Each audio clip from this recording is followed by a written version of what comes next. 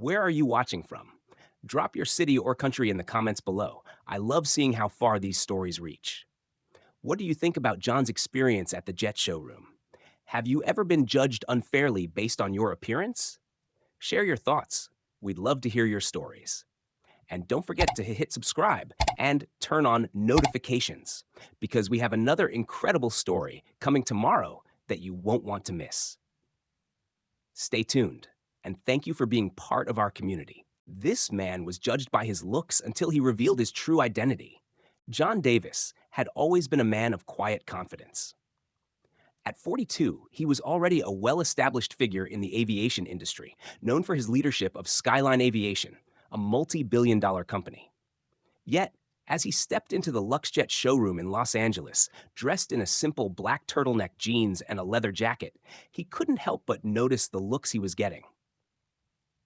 The showroom, filled with sleek multi-million-dollar jets, buzzed with activity. Salespeople, all dressed in sharp suits, moved between the luxurious aircraft, catering to elite clientele, CEOs, celebrities, and other high-net-worth individuals. John's simple attire was a stark contrast to the other buyers, and it wasn't lost on him. As he walked through the showroom, he could sense the unspoken judgment from the staff. They didn't know him. They didn't know his worth. John's gaze settled on a sleek Gulfstream G800, its white surface gleaming under the showroom lights. The jet was everything he imagined, a masterpiece of modern engineering. As he approached the aircraft, a tall salesman, Tom Henderson, noticed him. With a polished smile, Tom approached, his tone filled with polite skepticism. "Can I help you, sir?" he asked, sizing up John's outfit. John nodded, keeping his composure. "I'm interested in purchasing a jet. I'd like to see the specs on this one." Tom raised an eyebrow, clearly not impressed. "Sir, these jets aren't rentals. They're multi-million-dollar aircraft designed for serious buyers." John's response was calm but firm. "I know what they are. That's why I'm here." Tom scoffed, crossing his arms. "Well, just so you know, these models start at $75 million. Maybe I can direct you to something more reasonable." John's face remained neutral, but inside, he was already disappointed. He had been in these situations before, people judging him for his clothes rather than his true worth. Despite the judgment, John stood his ground. "I'm not looking for reasonable. I'm looking for the best. Now, are you going to show me the specs, or should I find someone else who will?"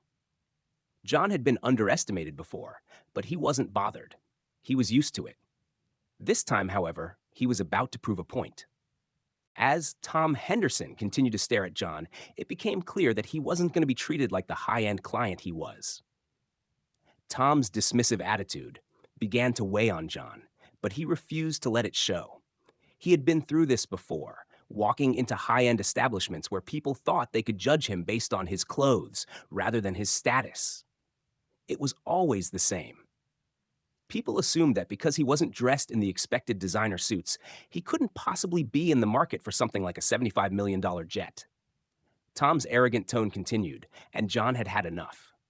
"Let me make this clear," Tom said, still standing with his arms crossed. "Our clientele are CEOs, world leaders, and billionaires, people who actually have the money to buy one of these jets. You," Tom gestured vaguely at John's outfit, "look like you might want to look elsewhere." John didn't let the insult get to him. His posture remained unshaken, but inside, a fire started to burn. He knew what people thought when they saw him, just another ordinary guy, dressed in a simple jacket, jeans, and a turtleneck. They couldn't see past that. But John had a different kind of wealth, a kind that went beyond appearances, and it was time to show it. With a calm smirk, John pulled out his black titanium CEO card, embossed with the logo of Skyline Aviation, his multi-billion-dollar aviation empire. The card gleamed under the showroom lights, and when John handed it to Tom, he could see the exact moment the salesman's face turned pale. Tom's smug expression faltered as he read the name on the card, John Davis, CEO of Skyline Aviation. Instantly, Tom's arrogance vanished. John could see the recognition hit Tom like a ton of bricks. Tom opened his mouth, but nothing came out. He was scrambling to apologize, but John wasn't interested in hearing it. He'd been judged before, but now it was his turn to set things straight. "You didn't recognize me. John said, his voice even and controlled. You made assumptions about me based on my appearance, and now you're scrambling to fix your mistake. As Tom stammered out a sincere apology, John remained calm. He wasn't angry, just disappointed. Disappointed that someone so high up in this world could act like this. The fact was, this kind of behavior needed to be addressed. It was time for a wake up call. As Tom Henderson stammered out his apology, John remained calm but firm, his mind already processing what he needed to do next. The show of arrogance had cost Tom everything. John had no interest in listening to his apologies, but instead, he had a much more powerful point to make. Tom had been too quick to judge based on appearances, and now John had the power to show him the consequences of that mistake. You didn't bother to recognize me, John said, his voice low, cutting through the tension in the air. You made assumptions about me because I didn't fit the image in your head. Tell me, Tom, how many other potential buyers have you dismissed like this? The words hit hard, and the room seemed to freeze. Other sales associates and potential clients who had been watching the exchange were now silent, their eyes shifting between Tom and John. John could feel the weight of their stares, their disbelief at what had just unfolded. Tom's arrogance had turned the showroom into a place of quiet judgment, and now it was John's turn to make the rules clear. Before Tom could respond, the regional manager, who had been watching from a distance, rushed forward. His face was a mix of concern and fear, having witnessed the entire interaction. He immediately apologized on behalf of the showroom and tried to smooth things over, but John wasn't done. Fire him? John said without hesitation. The room seemed to hold its breath. Tom's face drained of color, and he opened his mouth to protest, but John's unwavering gaze silenced him. You judged a customer based on his appearance instead of treating him with respect. That kind of attitude has no place in my dealership. The manager didn't argue. He nodded quickly, his eyes darting to Tom, and gestured for security to escort him out. The other salespeople looked on in shock, but no one spoke up, too stunned to act. The power shift was palpable in the room. John turned back to the jet he had been admiring, his face calm, though inwardly he felt a small smile tug at his lips. Now can someone competent show me the specs? He asked, his voice firm. Almost instantly, one of the top salespeople stepped forward, eager to assist. By the end of the day, John had not only purchased 2 brand new Gulfstream jets, but he had also made sure that everyone in that showroom would treat future clients with the same respect, regardless of how they were dressed. The lesson was clear. Appearances don't matter when it comes to worth. The tension in the showroom was palpable as Tom Henderson was escorted out by security, his face pale with embarrassment. The entire room was silent, the staff and potential buyers still processing what had just unfolded. John Davis, however, stood calmly at the center of it all, the weight of the moment not lost on him. This wasn't just about buying a jet. It was about making a statement. John had taken control of the situation in a way that no one would forget. The regional manager, who had been scrambling to fix the mistake, now stepped forward, looking visibly relieved that John hadn't made a scene. But John wasn't finished yet. He turned to the manager, his voice steady, yet cutting through the silence with a clarity that made everyone listen. You see, the problem isn't just Tom, John said, addressing the entire room. It's the way people like him treat others, how they assume they can judge someone based on their appearance and not their worth. How many opportunities have you missed here because of that? The manager, visibly uncomfortable, nodded, understanding the gravity of John's words. This wasn't about one salesperson's mistake. It was about the systemic issue that had been allowed to persist in the showroom. John knew that if he didn't speak up now, things would just go back to normal. And he wasn't about to let that happen. I'm not just buying jets here today. I'm making sure that every customer who walks through these doors, no matter how they're dressed, gets treated with the respect they deserve. The room fell into a heavy silence.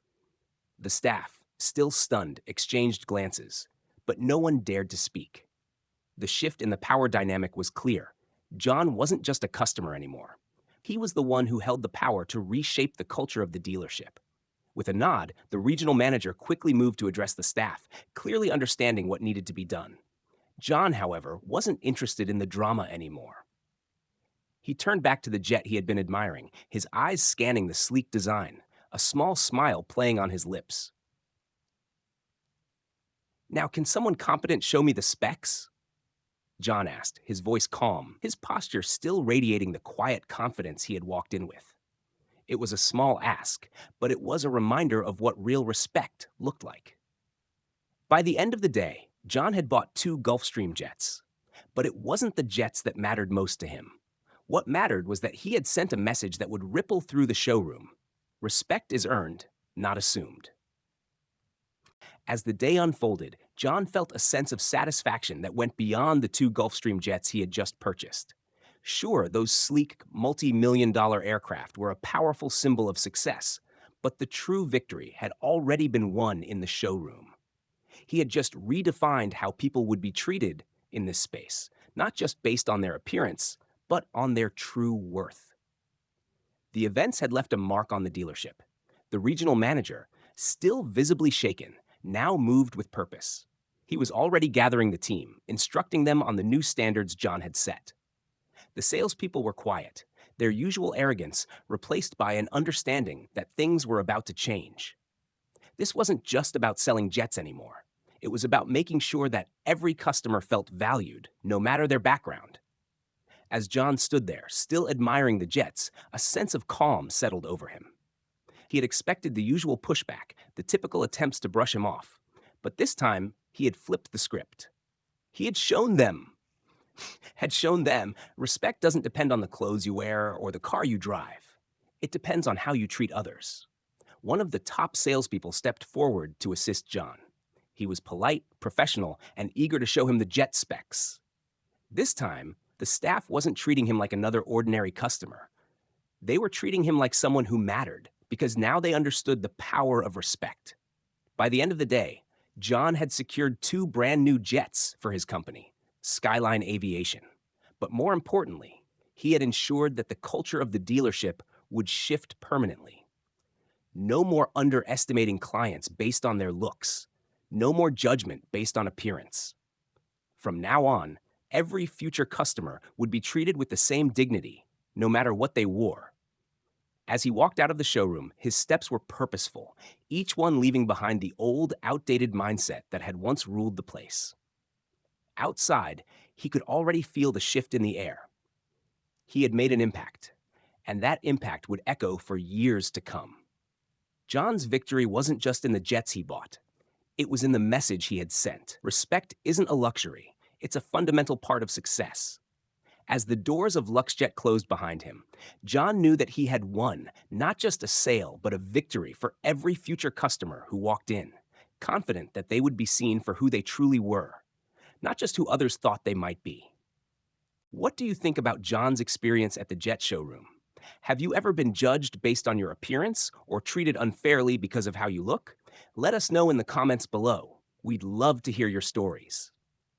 It's incredible to see how John stood up for what's right and proved that respect doesn't depend on clothes, but on character. Have you ever had to show your worth when no one else saw it? How did it feel when you were finally recognized for who you really are? John didn't just buy jets. He made a bold statement about respect and equality, showing that we all deserve to be treated with dignity, no matter our background or attire. What do you think of his approach? Do you believe appearance-based judgments are too common in today's world? If this story inspired you or made you think, don't forget to hit like, subscribe, and share this video with your friends. We want to keep these conversations going. Stay tuned for more stories that inspire, challenge, and make us think. And remember, respect is earned, not assumed. How will you ensure you treat everyone with respect in your life? Let's talk about it.